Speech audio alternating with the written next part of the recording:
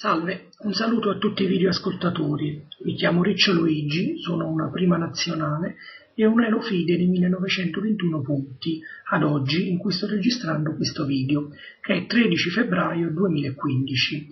La mia email è vivagiscacchi@virgilio.it per chiunque volesse scrivermi, per darmi suggerimenti sui nuovi video, critiche a questo video, correzioni, se dovessi aver commesso degli errori, per nuove idee o qualunque altra cosa. Insomma, se volete scrivetemi e sarò lieto di rispondere. Io inizialmente volevo realizzare un video per commentare solo la partita Lasker Capablanca del torneo di San Pietroburgo del 1914. La partita fu vinta da Lasker, non tanto per la bellezza della partita in sé, che comunque oggettivamente merita, perché è una partita molto interessante, quanto per mostrare ai gentili videoascoltatori il motivo della vittoria di Lasker, che adesso non lo dirò, perché lo dirò nel video successivo a questo, che appunto sarà dedicato all'analisi di questa partita. Ora, perché in realtà non sono partito da questa partita? Perché analizzando appunto questa partita Lasker Capablanca mi sono accorto che spontaneamente veniva voglia di discutere, del torneo, e a cui due giocatori stavano partecipando e a molte cose collegate con questo torneo, e mi sono accorto che numerosissime partite giocate in questo torneo erano molto interessanti e quindi ho deciso di organizzare il lavoro in maniera diversa. In questo video parlerò solo del torneo di San Pietroburgo del 1914. San Pietroburgo, per chi non lo sapesse, è una città nel nord della Russia, chiamata anche Pietrogrado, Leningrado, ed è considerata la città più bella della Russia insieme a Mosca, ed è una di quelle città storiche per gli scacchi dove ci sono avuti molti tornei. Poi, dopo questo video in cui parlerò solo del torneo di San Pietroburgo 1914, in ogni video successivo analizzerò dettagliatamente una partita di questo famoso torneo, chiaramente iniziando dalla partita più importante, quella che ho citato precedentemente, la Lasker Capablanca, con la vittoria di Lasker. Precisamente i video che realizzerò sul torneo di San Pietroburgo del 1914 sono 9, intitolati in questo modo. Il primo video è una panoramica generale sul torneo di San Pietroburgo 1914, che è questo video che adesso voi state ascoltando e guardando. Poi nel video successivo farò vedere un'analisi della partita Lasker Capablanca 1-0 al 18° turno, poi farò vedere la partita Capablanca-Bernstein 1-0 al turno 7, che vinse il primo premio di bellezza, poi farò vedere la Ninzovic-Tarrasch, vinta da Tarrasch al turno 5, che vinse il secondo premio di bellezza, poi farò vedere la Blackburn-Ninzovic 1-0 del turno 8, successivamente farò vedere l'analisi di Alekhine-Blackburn patta del turno 2, poi farò vedere la Capablanca Marshall 1-0 del turno 15, successivamente la Lasker Alekhine 1-0 al turno 12 e infine, nel nono e ultimo video dedicato a questo bellissimo torneo di San Pietroburgo, la Lasker Marshall 1-0 all'ultimo turno, il 21°. Allora, iniziamo. Il torneo di San Pietroburgo del 1914 fu organizzato con l'idea di celebrare il 10° anniversario del circolo di scacchi di San Pietroburgo. Viene chiamato anche il torneo degli zar, per i drammatici eventi storici che ci furono negli anni successivi. Ricordiamo la rivoluzione d'ottobre del 1917, che ne fecero di questo torneo l'ultimo grande torneo giocato nella Russia zarista, cioè sotto l'imperatore, sotto lo zar. Il torneo inizialmente era riservato a coloro che avessero vinto almeno un torneo internazionale, oltre chiaramente alla partecipazione del campione russo in carica. Il comitato organizzatore, che era presieduto da Peter Saburov, intendeva invitare i migliori 20 giocatori dell'epoca, con il campione del mondo in carica Lasker, l'astro nascente Capablanca e i 2 vincitori pari merito del torneo di tutte le Russie del 1913-1914, che tra l'altro fu giocato anch'esso a San Pietroburgo, e precisamente parliamo di Alekhine e Ninzovic. Ora, molti invitati non accettarono di partecipare al torneo per varie ragioni, come d'altronde avviene in tutti i tornei. Gli organizzatori prima fanno degli inviti, poi chiaramente c'è sempre qualcuno che per un motivo o per un altro rinuncia. In questo caso Bourne, Teichmann e Winawer rifiutarono a causa della loro età avanzata. Precisamente avevano rispettivamente 65, 45 e 76 anni. Diciamo che su Bourne e Winawer c'è poco da dire perché oggettivamente 65 e 76 anni è un'età avanzata. Francamente Teichmann, 45 anni, dire che era in età avanzata è un po' dubbio la cosa.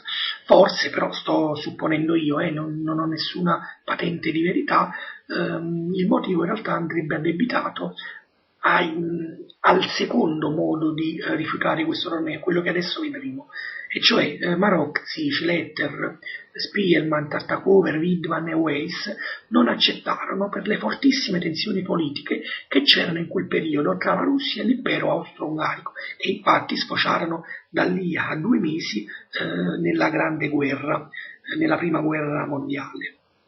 Un evento catastrofico per l'Europa e per l'umanità, ma purtroppo la storia così ha voluto. Dopo le consuete trattative degli organizzatori, alla fine parteciparono 11 giocatori di 7 diversi paesi, precisamente Aliekin, Bernstein e Nimzowitsch della Russia, Lasker e Tarrasch della Germania, Janowski della Francia, Blackburn e Gusberg del Regno Unito, cioè la Gran Bretagna, l'Inghilterra, Marshall degli Stati Uniti, Capablanca per Cuba e Rubinstein per la Polonia. Ora, il file riepilogativo di tutti i partecipanti di questo torneo stratosferico per la qualità dei partecipanti è dato nel seguente file. Ecco qui, nella colonna a sinistra vedete i vari scacchisti, di cui io ho messo per ognuno di loro il luogo e la data di nascita, e per ognuno di loro ho messo il luogo e la data del loro decesso, della loro morte. Quindi potete visionarvelo con tutta calma. Naturalmente li ho messi in ordine alfabetico gli scacchisti. La cerimonia di inaugurazione si svolse nei locali del Circolo di San Pietroburgo lunedì 20 aprile 1914 ed il giorno dopo, il 21 aprile dello stesso anno, iniziò il torneo che si giocò complessivamente nell'arco di un mese fino al 22 maggio 1914, sempre nei locali del Circolo di Scacchi di San Pietroburgo. Il tempo di riflessione era molto abbondante, era fissato in 2 ore per 30 mosse. Poi, qualora la partita ovviamente non fosse finita, c'era ancora 1 ora e mezza per 22 mosse, ed infine, se la partita ancora non era finita, c'erano 15 mosse in 1 ora per terminare la partita. Lo zar Nicola II, che poi fu l'ultimo zar della Russia prima della presa del potere da parte dei bolscevichi di Lenin, che tra l'altro poi non si fece nessuno scrupolo a far assassinare lo zar Nicola II e tutta la sua famiglia, lo zar Nicola II aveva concesso il suo altissimo patrocinio, una sorta di accalorata approvazione, aggiungendo ben 1000 rubli del suo patrimonio personale ad un montepremi che già di per sé era ben cospicuo. Per farvi capire, era il più alto di tutti i tornei di scacchi fino ad allora effettuati, e chiaramente fu senza alcuna ombra di dubbio il tintinnio di tutti questi soldi, il premio in totale era 6.000 rubli, a far risvegliare Emanuel Lasker dal letargo in cui praticamente egli si trovava, perché egli lamentava da anni oramai la pochezza dei premi, e quindi per questa cosa non partecipava ad un torneo dal 1909, quindi erano ben 5 anni che Lasker non partecipava a un torneo, quando proprio vinse a pari merito con Rubinstein il torneo di San Pietroburgo, neanche a farlo apposta. In realtà Lasker non partecipò perché riteneva che i premi erano troppo bassi per un giocatore della sua classe, e quindi per 5 anni non partecipò a nessun torneo. Oltre a quella di Lasker, la società scacchistica pietroburghese annunciò la partecipazione dello stesso Rubinstein, il cosiddetto artista del finale, che 2 anni prima aveva vinto ben 5 tornei consecutivi e che molti consideravano tranquillamente il più degno pretendente alla corona mondiale di Lasker, e c'era il fiorfiore dei maestri allora viventi, che abbiamo detto chiaramente prima con le rispettive nazioni. C'era praticamente, se non il meglio assoluto di quello che potevano offrire gli scacchi di quel periodo, e non solo, poco ci mancava. Ricordo che molti di questi scacchisti sono entrati semplicemente nel mito, così, giusto qualche nome: Alekhine e Capablanca, che furono i successivi campioni del mondo, prima Capablanca ovviamente e poi Alekhine, lo stesso Lasker, Tarrasch, Ninzovic, Blackburn, grandissimo giocatore d'attacco, quindi voglio dire c'era il fiore dell'elite mondiale. Ora, tutti i partecipanti ottennero naturalmente un ottimo rimborso spese. All'Asker addirittura fu riconosciuto un premio di ingaggio, quindi solo per partecipare al torneo, di 4.500 rubli, e anche Capablanca fu molto ben pagato per accettare di giocare. E inoltre, per ogni partita del torneo che veniva vinta o pattata, c'erano anche dei premi, o in denaro oppure diciamo indennizi in varia natura. Ora, questo torneo è molto importante, tant'è vero che ho deciso di fare ben 9 video. Il motivo è che c'era in gioco non solo la vittoria o un buon piazzamento nel torneo stesso, e questo vale per tutti i tornei, che ognuno cerca di avere il piazzamento migliore, ma c'erano interessi di enorme valore, oltre che scacchistico, anche politico. Innanzitutto si guardava il titolo mondiale di Lasker, che non giocava da 5 anni ed era chiamato per l'ennesima volta a confermare la legittimità piena del suo titolo. Inoltre si cercava il suo più degno sfidante. È chiaro che Lasker prima o poi doveva mettere in palio il titolo. Capablanca oramai erano già 3 anni che aveva lanciato la sfida, da quando vinse il torneo di San Sebastiano del 1911. Tarrasch, Janowski e Marshall cercavano un'altra possibilità dopo quella, che allora andò male nella sfida a Lasker. E inoltre Ninzovic, Rubinstein e Alekhine volevano oramai consacrarsi definitivamente nell'agone internazionale degli scacchi. Inoltre vi era, e questo è un punto molto più importante di quanto si possa pensare, c'era in gioco la disputa dottrinale e filosofica, che era sentita più di quanto appunto possiamo immaginare, tra il dogmatismo del dottor Tarrasch e l'ipermodernismo del nevrotico e misogino Ninzovic. La posta in palio consisteva anche in un prestigio non solo individuale, ma anche nazionale, perché ogni Stato avrebbe voluto vantarsi di avere il vincitore di una manifestazione che era praticamente la più forte di tutti i tempi, come partecipazione di gioco. Forse il torneo di Hastings 1895, ecco, mi viene alla mente, poteva paragonarsi a questo torneo come importanza storica. Per inciso, quel torneo fu il torneo più importante in assoluto di tutto il XIX secolo.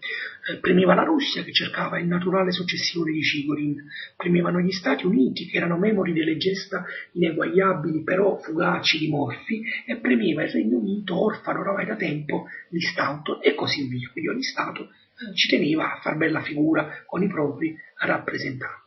Il torneo si sarebbe disputato con una formula un po' strana, innovativa. Dapprima vi era un girone eliminatorio con un sistema all'italiana, cioè in sostanza ogni giocatore incontrava tutti gli avversari una sola volta, chiaramente col colore scelto al caso, tra virgolette, dal computer. Allora non esistevano i computer, però il colore era scelto a caso. Quindi quello che io chiamerò un torneo preliminare, che si concluse il 6 maggio del 1914, e poi successivamente vi era un torneo finale che iniziò il 10 maggio, quindi dopo 4 giorni di riposo, tra i primi 5 classificati del torneo preliminare. E in questo torneo finale ogni giocatore avrebbe incontrato tutti gli altri 2 volte, una volta col bianco e una volta col nero. La caratteristica era che il punteggio finale si sarebbe ottenuto sommando il punteggio del torneo finale a quello già conseguito nel torneo preliminare. E quindi va da sé che gli scacchisti si sarebbero dovuti necessariamente impegnare anche nel torneo preliminare, non solo per passare il turno, cioè entrare nei primi 5 sugli 11 totali che giocavano il torneo, ma anche perché il punteggio che avrebbero ottenuto si sarebbe poi sommato a quello del tabellone finale per poi la classifica finale, cioè il torneo preliminare non sarebbe stato cancellato. Ora, siccome i numeri loro erano dispari, 11 giocatori, ad ogni turno vi era un giocatore a rotazione, chiaramente, che riposava, il che ovviamente significava uno 0 nel tabellino di marcia, però ciò non danneggiava nessuno, perché questo 0 toccava una sola volta a tutti, questo chiaramente nel torneo preliminare. In questo torneo Capablanca fu primo e fu unico imbattuto, fece 8 punti su 10, in realtà i turni erano 11, ma abbiamo detto che uno si riposava, quindi su 10 partite effettivamente giocate da Capablanca fece 8 punti, 6 vittorie e 4 pareggi, nessuna sconfitta, unico imbattuto. Vinse contro Aliekin, Bernstein, Nimzovic, Black, Burjanovski e Gunsberg. La tabella di questo torneo preliminare è riportata in questo file. Questo è il torneo preliminare, come si vede, diciamo in ordine di piazzamento, la rispettiva nazione e i vari punteggi. Come si vede, l'unico che non ha zeri del proprio tabellone è Capablanca. Tutti gli altri hanno almeno 1-0. Capablanca in questo torneo distanziò di 1,5 punti Lasker e Tarrasch, di 2 punti Aliekin e Marshall. Diciamo questi 5 andarono al torneo finale, gli altri furono eliminati. Bernstein, Rubinstein, Nimzovic, Black, Burjanovski e l'ultimo Gunsberg. Quindi abbiamo detto al torneo finale parteciparono Capablanca, Lasker, Tarrasch, Aliekin e Marshall. Ora anche qui, essendo in 5 a disputare il torneo finale, quindi in numero dispari, la formula prevedeva che anche qui, che ad ogni turno c'era un giocatore a rotazione che riposava. Anche qui questo significava 1-0 nel tabellino di marcia, ma ciò non danneggiava nessuno, perché questo 0 toccava a tutti, questa volta non una volta, ma 2 volte.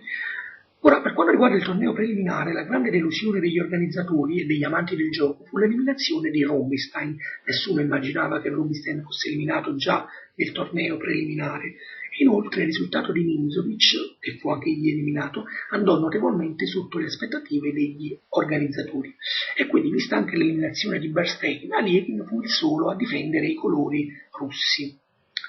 Ora, dopo lo strepitoso successo del torneo preliminare, praticamente tutti pronosticarono la vittoria di Capablanca, però evidentemente Capablanca era troppo sicuro di vincere, ebbe un eccesso di sicurezza e inoltre girarono voci, e questo è altamente probabile perché Capablanca era un gran donnaiolo, si giravano voci che lui si concesse qualche passatempo di troppo col gentil sesso di San Pietroburgo, e questo chiaramente non lo aiutava a rimanere concentrato nelle partite o a conservare le energie. Inoltre lo spirito battagliero di Lasker fu a dir poco eccezionale, fece un qualcosa di incredibile. Nel torneo finale fece ben 7 punti su 8, giocando contro praticamente i 4 più forti giocatori al mondo, se non i primi 4, tra i primi 4 giocatori, cioè tra i primi proprio giocatori al mondo, e fece 7 punti su 8, un qualcosa appunto di straordinario. Naturalmente 7 su 8 partite effettive, perché i turni reali erano 10, perché c'erano 2 turni di riposo. Ora vediamo per la vittoria finale cosa successe.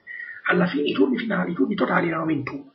Alla fine del 17° turno, chiaramente stiamo correggiando anche i turni del torneo preliminare, vi era un ex equo al primo posto tra Lasker e Capablanca, entrambi a 11 punti, però in realtà Capablanca era in vantaggio, perché lui aveva già usufruito dei 2 turni di riposo, mentre invece Lasker ne aveva usufruito solo di uno.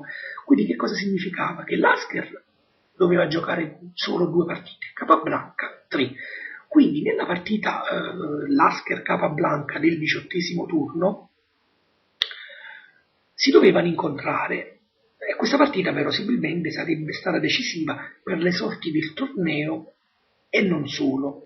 Vediamo perché ho detto per le sorti del torneo e non solo.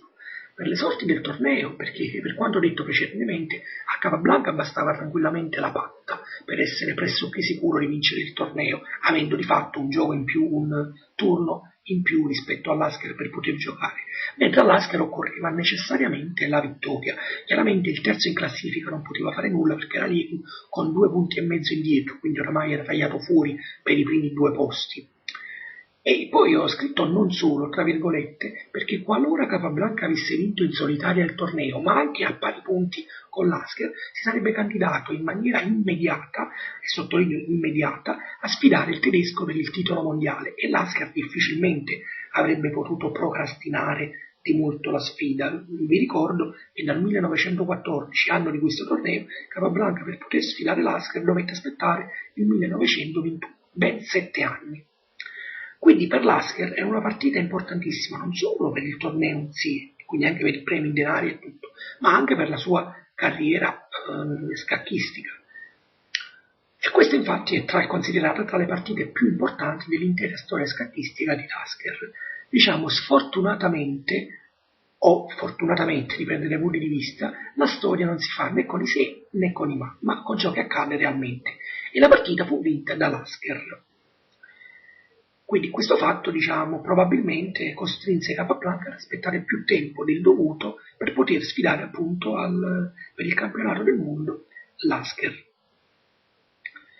Nel primo dei due incontri, nel torneo finale al 13° turno, in cui Capablanca aveva i bianchi, vi furono scintille sulla scacchiera. Basti pensare che si giunse in un finale in cui Capablanca aveva alfiere e cavallo e 3 pedoni, e Lasker aveva torre e 3 pedoni, quindi diciamo Capablanca era in vantaggio. Però la fortuna di Lasker, fortuna chiaramente l'avrebbe messa tra virgolette, è che i pedoni si trovavano tutti sullo stesso lato.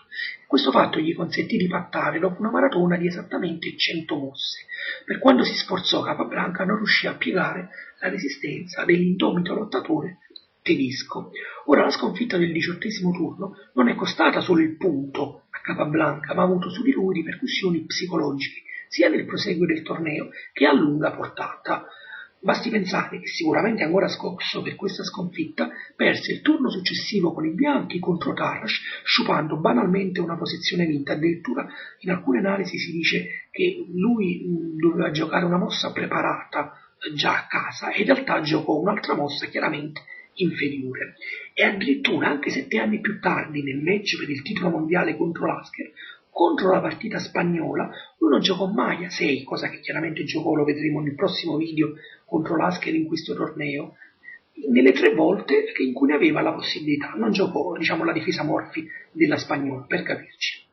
Come aneddoto che mostra il carattere di Capablanca e di quando fosse donnaiolo, corse voce che il giorno della sconfitta contro Lasker, il cosiddetto Don Giovanni degli scacchi, come veniva anche chiamato dagli amici, fosse andato a giocare dopo aver passato la notte con l'amante del Granduca. Quindi questo per far capire, insomma, il carattere di Capablanca. Ora, prima dell'inizio dell'ultimo turno, il cosiddetto 21° turno, Lasker è in testa al torneo in solitaria con mezzo punto di vantaggio su Capablanca. Chiaramente nell'ultimo turno entrambi si impegnarono al massimo per cercare di vincere le rispettive partite, sperando chiaramente in un passo falso dell'altro in maniera tale da poter vincere addirittura il torneo. Ora ci chiediamo cosa successe nell'ultimo turno.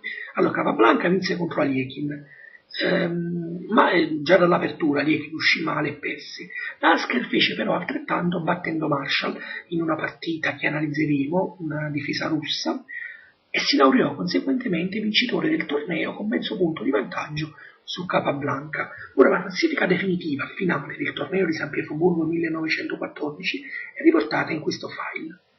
Eccolo qui.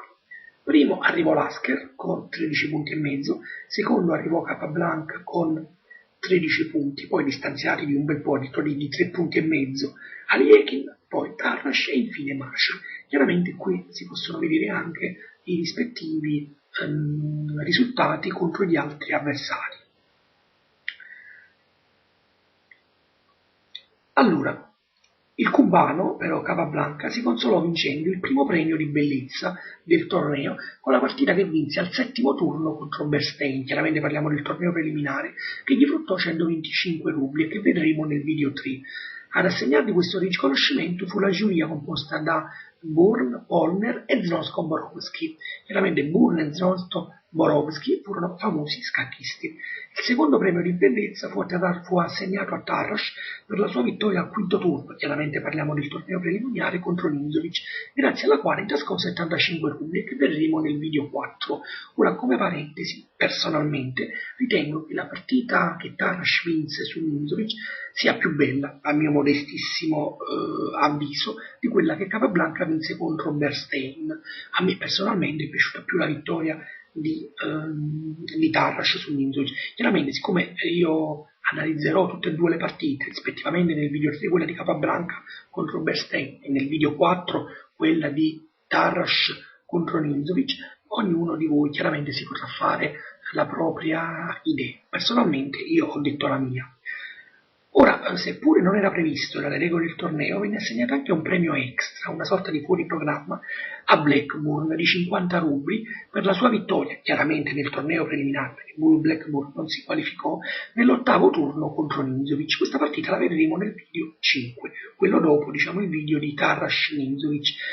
Fu un torneo molto sfortunato per Nimzovic, perché addirittura 2 sue partite finirono come premio di bellezza, chiaramente premiando il suo avversario, e lui non riuscì neanche a qualificarsi per la fase finale. Chiaramente era ancora un Nimzovic, non quello di fine degli anni 20, doveva ancora lavorare molto, l'autore del mio sistema, che chiaramente però venne pubblicato molto dopo questo torneo del 1914.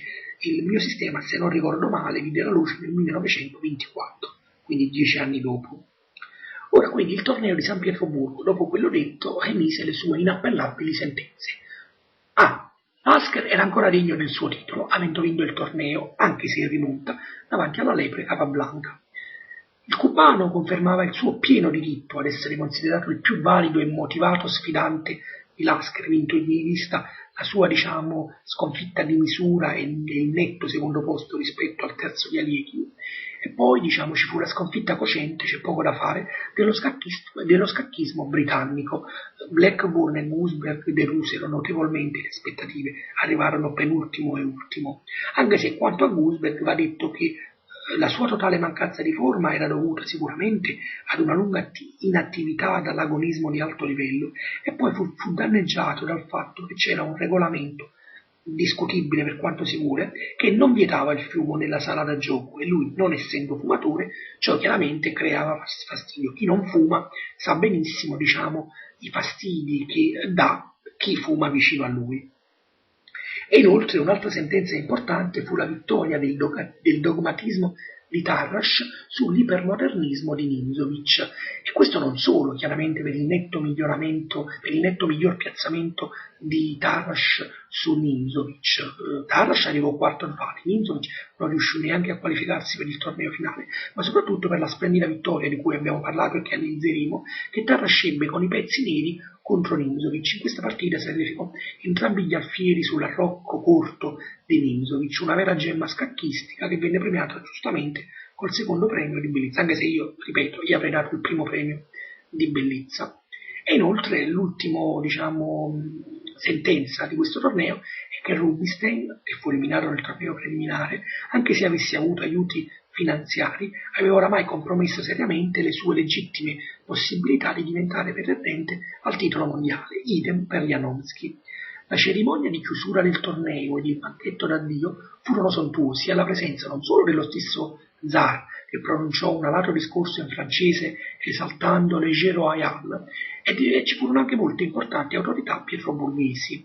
Nicola II, tra l'altro, decise di nominare i primi 5 classificati, Lasker, Capablanca, Aliekin, Tarrasch e Marshall nell'ordine, con il titolo di grandi maestri, e furono appunto i primi 5 grandi maestri nella storia degli scacchi. Ovviamente questo titolo non era ufficiale, ma era solo un riconoscimento onorifico che diede lo zar ai primi 5 classificati del torneo. Infatti la Federazione Internazionale degli Scacchi, la FIDE, istituì questo titolo solo nel 1950, quindi ben 36 anni dopo. Ad acuire la sontuosità di questo banchetto finale ci fu il famoso musicista Sergei Prokofiev, che diede in sala un recital di pianoforte. Ora, oltre ai premi di ingaggio e ai premi per le partite vinte, per quanto riguarda i premi proprio del torneo, Lasker intascò 1200 rubli, Capablanca 800, Aliekin 500, Tarrasch 300 e Marshall 250. E il libro ufficiale di questo torneo è stato scritto da Tarrasch. Così, infine, vi volevo lasciare con 3 curiosità. Il primo è che lo scrittore nordirlandese Roland Bennett ha ambientato il suo romanzo Zugzwang, Mossa obbligata, del 2007, questo romanzo è di genere giallo storico, proprio a San Pietroburgo durante il torneo del 1914. Poi, come seconda curiosità, Tarrasch, che era un fervente rivale di Lasker da tantissimi anni, sia sul piano sportivo che sul piano filosofico, anche sul modo di concepire gli scacchi stessi, ammise che il bel gioco di Lasker mostrato nel torneo e la sua vittoria finale valevano bene il denaro che gli fu dato di ingaggio, ma è anche tutti gli altri premi che ottiene. Anzi, sostiene che se Lasker avesse continuato a giocare così, meritava premi anche ben maggiori di quelli percepiti a San Pietroburgo. Quindi va lodata, diciamo, l'onestà intellettuale di Tarrasch. Così va detto che quando si sfidarono qualche anno prima per il titolo di campione del mondo, Tarrasch era così adirato nei confronti di Lasker, c'era un odio reciproco, che disse: io ho 3 parole solamente per Lasker: scacco e matto. Quindi insomma, vi lascio immaginare il cambiamento di stile da parte di Tarrasch, ammirando appunto la profondità di pensiero e di gioco dell'attuale campione del mondo dell'epoca. E così vi lascio infine adesso definitivamente con una chicca. Nel torneo preliminare, al 6° turno, Blackburn, 72enne, incontrò con i pezzi neri Gunsberg, che era 59enne. Blackburn vinse la partita, i due erano connazionali, evidentemente si conoscevano bene, e Blackburn disse a Gunsberg: sei ancora troppo giovane per competere con me. Così, questo è un aneddoto, diciamo, da humor inglese, per lasciarvi con un pizzico di sorriso sulle labbra. Quindi vi ringrazio per l'attenzione e ci vediamo nel prossimo video con la partita commentata Lasker Capablanca di questo torneo, probabilmente la partita più importante di questo torneo. Quindi ripeto, i video finali del torneo di San Pietroburgo saranno 9, questo che avete visto, che è una panoramica generale sul torneo, e poi analizzerò 8 partite di questo torneo. Vi saluto e vi ringrazio.